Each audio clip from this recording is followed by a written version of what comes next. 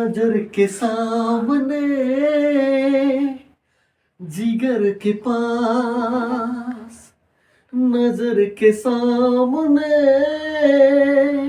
जिगर के पास कोई रहता है, वो तुम नजर के सामने, जिगर के पास। नमस्कार दोस्तों, आप सभी का आरपी क्लासेस में हार्दिक स्वागत है। मैं आरपी सर आज आपके समक्ष फिजिक्स का एक ऐसा चैप्टर लेकर के उपस्थित हूं जो आपके दिलों में, आपके हृदय में समा जाएगा। हाँ बिल्कुल, आपका एक ऐसा चैप्टर जो भी एक एग्जाम की दृष्टि से बहुत अत्यधिक ही महत्वपूर्ण है। आइए देखते हैं।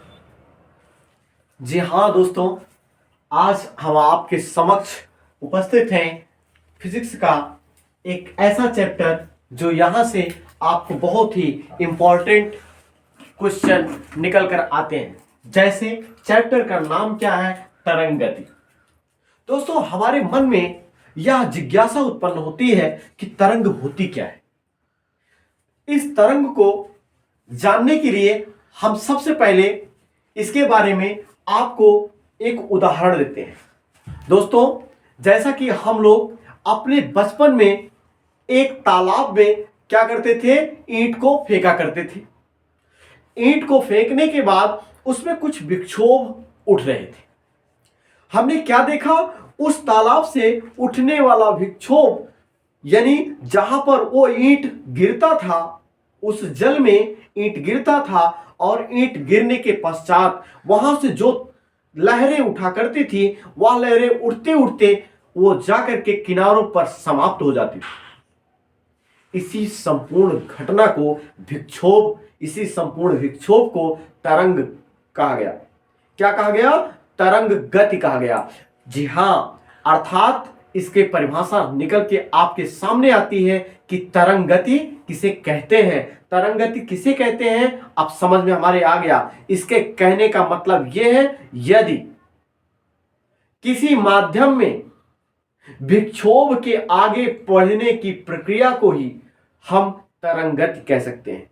आइए तरंग गति की बात करते हैं। तो तरंग गति की खोज सर्वप्रथम हेनरी रुडोल्फ नामक वैज्ञानिक, जो जर्मन के एक वैज्ञानिक थे, माइकल क्लार्क, उन्होंने अपने वैद्युत चुंबकीय प्रकाश के वैद्युत चुंबकीय नामक तरंगों का अध्ययन किया। उसमें इन्होंने देखा कि तरंग के आगे बढ़ने की प्रक्रिया किस प्रकार से हो रही, यानी लगातार तरंगें एक के बाद दूसरी, दूसरी के बाद तीसरी, तीसरी के बाद चौथी, यानी एक विक्षोभ की क्रिया के रूप में यह आगे की ओर बढ़ रही थी।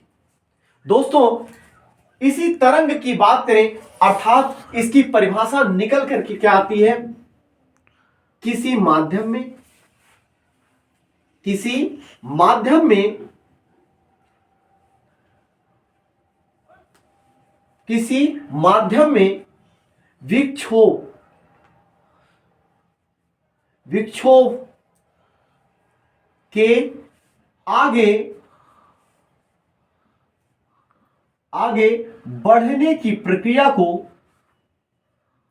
बढ़ने की प्रक्रिया को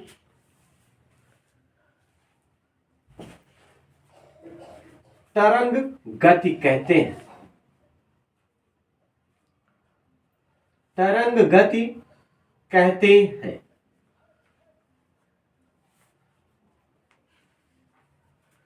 तरंग गति किसी माध्यम में विक्षोभ के आगे बढ़ने की प्रक्रिया को तरंग गति कहते हैं।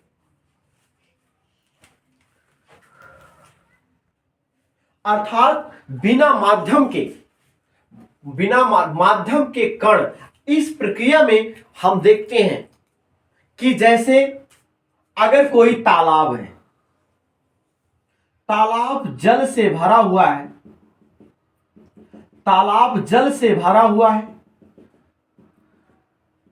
उसके कण अपने स्थान से हटते नहीं तथा वह अपने पड़ोसी को क्या करता है, एक ऊर्जा देता है, एक सरल आवर्त गति करता है। यानी जल के कण अपने स्थान से रहते हुए, स्थान पर रहते हुए अपने बगल वाले को क्या करता है, ऊर्जा का स्थानांतरण करता है। इस क्रिया को भी हम सरल आवर्त गति के माध्यम से इसे तरंग कहते हैं। तरंग गति अपने स्थान से हटे बगैर, अर्थात दूसरा पॉइंट क्या हुआ कि तरंग गति में माध्यम के कण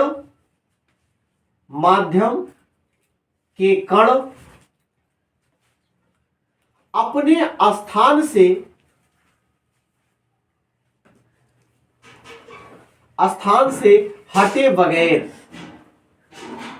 हटे बिना अपने स्थान से हटे बिना सरल आवर्त गति करते हुए वे ऊर्जा का स्थानांतरण करते रहते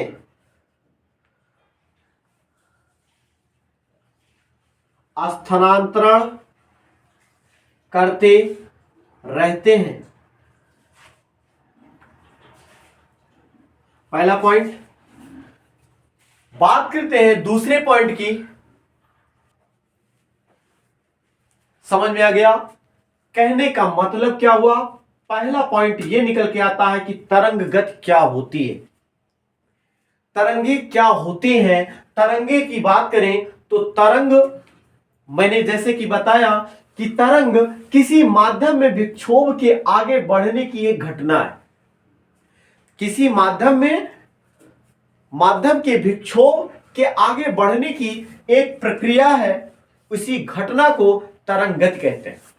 दूसरा पॉइंट हमने बताया कि तरंग गति में माध्यम के कण क्या होते हैं, अपने स्थान पर स्थित होते हैं तथा वह अपने स्थान से हटे बिना दूसरे को क्या करते हैं, ऊर्जा का स्थानांतरण करते हैं।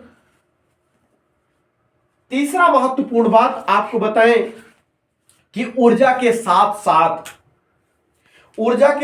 साथ वे संवेग का भी स्थानांतरण करते हैं। कहने का मतलब क्या हुआ? यानी जब ये कण जितनी तेजी के साथ, जब कोई पत्थर इस तालाब में इस स्थान पे माना कि गिरा, वह जितनी तेजी के साथ इसको ऊर्जा देता है वह उतनी हुई ऊर्जा दूसरे को देता है, लेकिन फिर ऐसे की क्रिया बढ़ती आगे घटती चली जाती है। अर्थात आगे चलने पर जैसे ही ये तरंग के रूप में आगे बढ़ती है, ये ऊर्जा का ह्रास होता चला जाता है और एक समय ऐसा आता है कि इसके वेग में कमी आ जाती है, अर्थात संवेग का भी स्थानांतरण किया जाता है। तीसरा महत्वपूर्ण बात क्या निकल के आई? अर्थात यशचम यानी सरल आवर्त गति करते हुए यशचम करते हुए कण संवेग का भी स्थानांतरण करते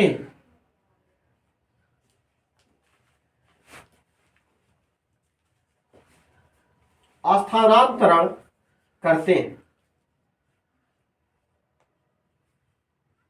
दोस्तों, संवेग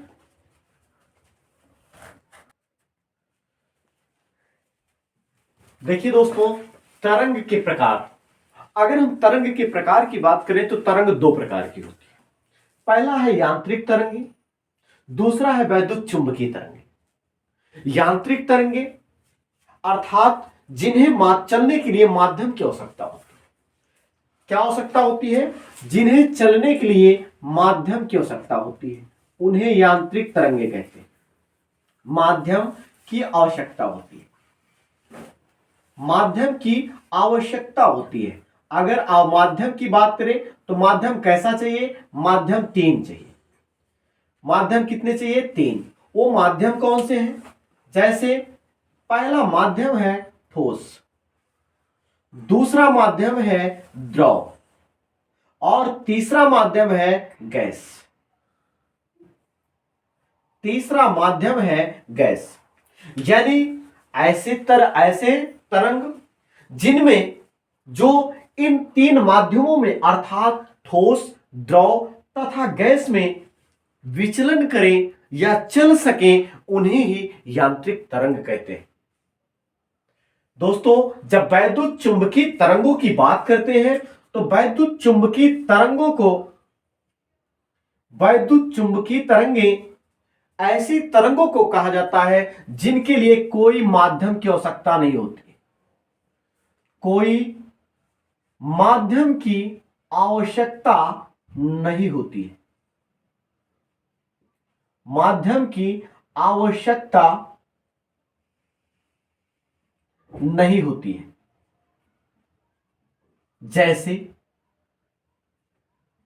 जैसे हम बरसात के माह में देखते हैं, जैसे हम बरसात के महीने में देखते हैं कि बादल चारों दिशाओं से घेरे रहते हैं और वे आपस में टकरा करके बिजली चमकती है। उनके आपस में टकराने पर क्या होती है? बिजली चमकती है और वह बिजली उस ध्वनि के आने से पहले ही क्या होती है? वो आ जाती है। अर्थात कहने का मतलब क्या हुआ? कहने का अर्थ यह हुआ कि जो प्रकाश है, प्रकाश की गति भी तेज है, साथ में ऐसी चुंबकीय तरंग है। प्रकाश क्या है? वैद्युत चुंबकीय तरंग का उदाहरण है। अर्थात कहने का मतलब यह निर्वात में भी चल सकती है, यह माध्यमों में भी चल सकती है, चाहे माध्यम हो या ना हो, ये दोनों में चल सकती हैं। जबकि अगर इनकी बात करें तो ये इनके लिए इन माध्यमों का होना आवश्यक है। क्वेश्चन निकल कर आता है, सर ये बता दीजिए कि यांत्रिक तरंगे क्या निर्वात में चल सकती हैं? जी बिल्कुल नहीं, निर्वात में वो नहीं चल सकते, क्योंकि निर्वात कोई माध्यम नहीं है। माध्यम कौन होने चाहिए? ठोस, द्रव, गैस। बात क्लियर हुई? आगे देखते हैं दोस्तों, अगर यांत्रिक तरंग की बात करें, यांत्रिक तरंगों को 2 भागों में बांटा गया। पहला है अनुप्रस्थ तरंगे, दूसरा है अनुदैर्घ्य तरंग। सबसे पहले हम अनुप्रस्थ तरंगों की बात करते हैं। अगर अनुप्रस्थ तरंगों की बात किया जाए तो अनुप्रस्थ तरंगे वे तरंगे होती हैं जब माध्यम के कण तरंग के चलने की दिशा के लंबवत कंपन करें। अर्थात जैसे एक रस्सी को एक डंडे से बांध दिया जाए। दोस्तों ध्यान से सुनिएगा एकदम। एक रस्सी को, लचीली रस्सी को एक स्थिर डंडे में बांध दिया जाए। दूसरे छोर से इस रस्सी को पकड़कर ऊपर की ओर उछाला जाए तो इसका कुछ आकार ऐसे बनता है।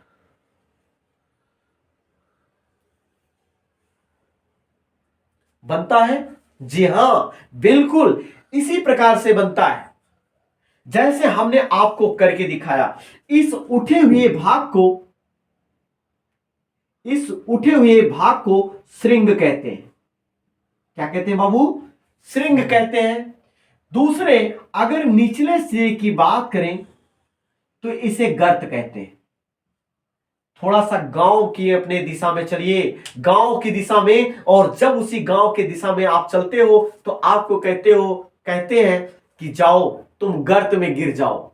गर्त माने गड्ढे में गिर जाओ, अर्थात नीचे चले जाओ। कहने का पर्पज क्या हुआ, गर्त का अर्थ आज समझ में आया कि लोग गर्त का उदाहरण क्यों देते हैं। गर्त का उदाहरण इसलिए देते हैं क्योंकि ये निचला सिरा है। पुनः अगर बात करें दोस्तों तो ये क्या है, इसे श्रृंग कहते हैं अर्थात, और ये पुनः क्या है, गर्त है। ध्यान दीजिएगा दोस्तों, जब माध्यम के कण क्या हो जाए, लंबवत कंपन कर रहे हैं, देख रहे हो एक दूसरे के लंबवत जा रहे हैं, कंपन करें, ऐसे कणों को, कणों के चलने की दिशा को अनुप्रस्थ तरंग कहते हैं। ऐसे माध्यम में उत्पन्न तरंगों को अनुप्रस्थ तरंग कहते हैं। दूसरा पॉइंट मैंने बताया, अनुप्रस्थ तरंगे श्रृंग अथवा गर्त के रूप में चलते हैं। ध्यान दीजिए, यहीं से आपको एक पॉइंट और निकल के आता है, दो श्रृंगों के बीच की दूरी।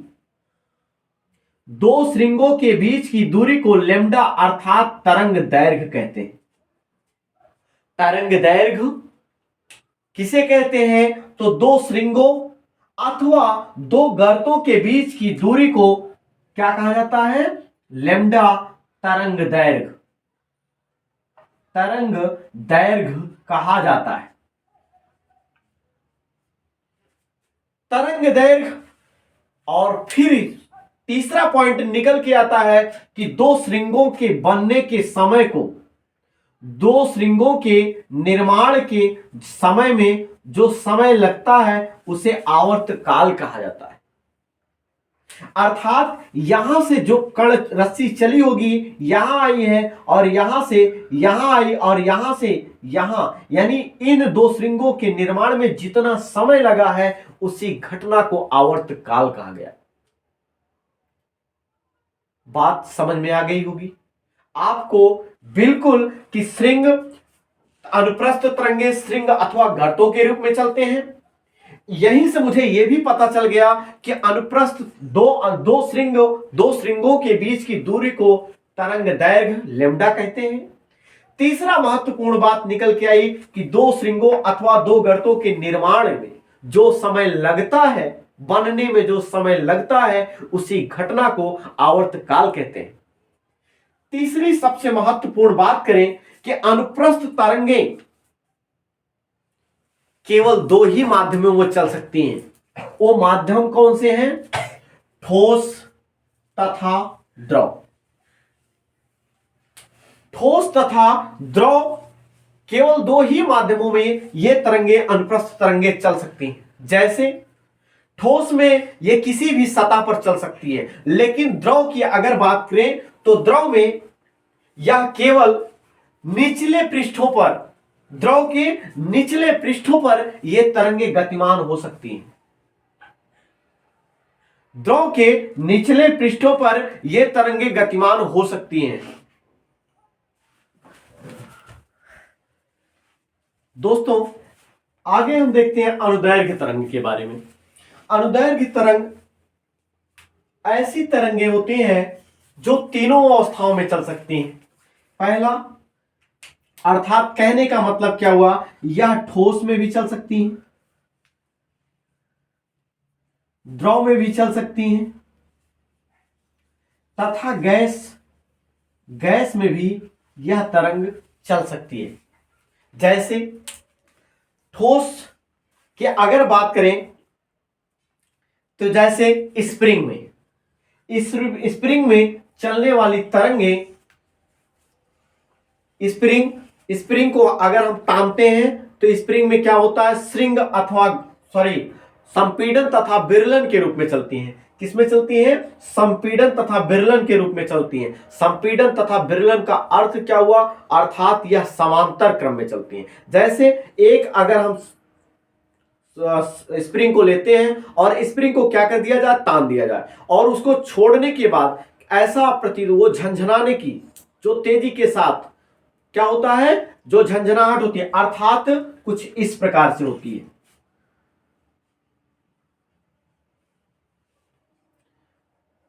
कहने का मतलब क्या हुआ,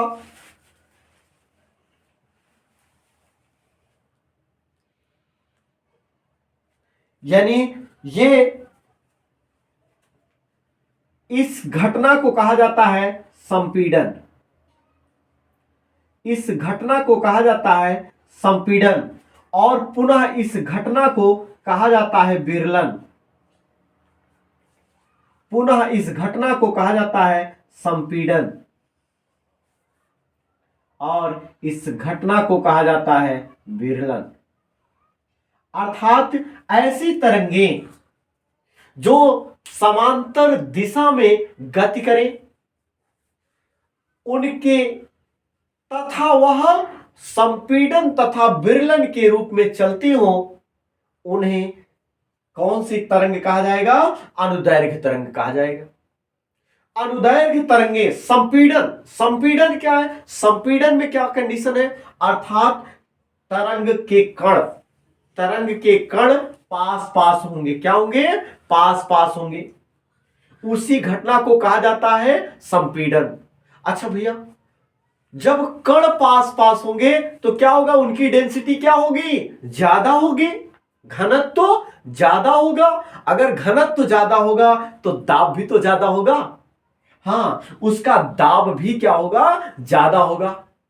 अगर दाब ज्यादा होगा तो ध्यान दीजिएगा, ऊष्मा क्या होगी? ज्यादा रिलीज होगी। ऊष्मा ज्यादा रिलीज होगी, अर्थात ऊष्मा का उत्पादन क्षमता क्या होगी? ज्यादा होगी।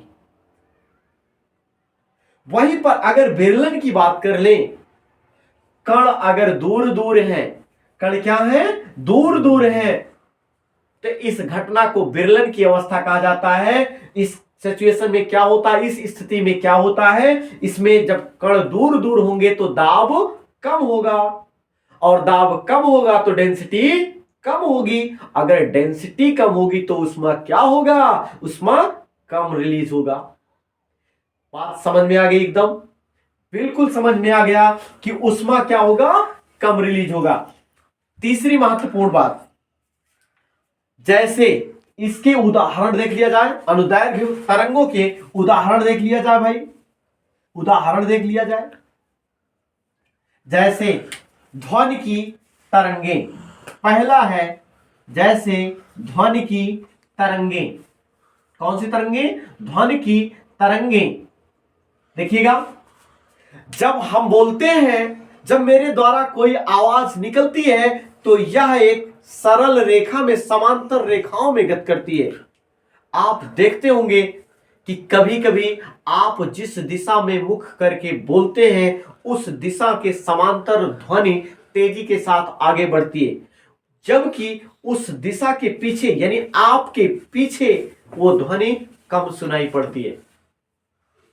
व्यक्ति जिधर मुख करके बोलता है वो ध्वनि क्या होती है? उस दिशा के समांतर गति करते हुए वो तेजी के साथ आगे बढ़ती है। दूसरा उदाहरण ले लीजिए जाए, जैसे हम माइक में बोलते हैं, मेरे द्वारा निकली हुई ध्वनि क्या होती है? जब माइक को हम सामने करके बोलते हैं तो वो आवाजों को क्या करती है? तुरंत एब्जॉर्ब कर लेती है। वहीं पर हम माइक को क्या करते हैं? साइड में करके बोलते हैं तो वो मेरे आवाजों को करती है, लेकिन उतनी तेजी के साथ नहीं करती। क्योंकि क्या है, मेरे मुख से निकली हुई ध्वनि है वो कैसे चली है? एक समांतर क्रम में चली है। इसी घटना, इसीलिए इसका एक सिंपल सा उदाहरण है ध्वनि की तरंगे। दूसरी, स्प्रिंग की तरंगे। दूसरा, स्प्रिंग की तरंगे। मैंने अभी जैसा कि उदाहरण आपको दिया कि स्प्रिंग की तरंगे। तीसरा आपका महत्वपूर्ण, जल के भीतर की तरंगे। जल के भीतर की तरंगे। अगर चौथी बात करें, तीन आपके महत्वपूर्ण अनुदैर्घ्य तरंग के उदाहरण हैं।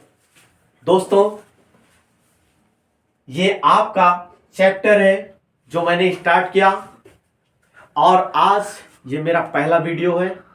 दोस्तों, आपको यदि ये वीडियो पसंद आया हो तो चैनल को सब्सक्राइब करना ना भूलें, और साथ में बेल आइकन यानी वीडियो को लाइक भी करें और बेल आइकन का बटन भी दबाएं। Thanks for watching.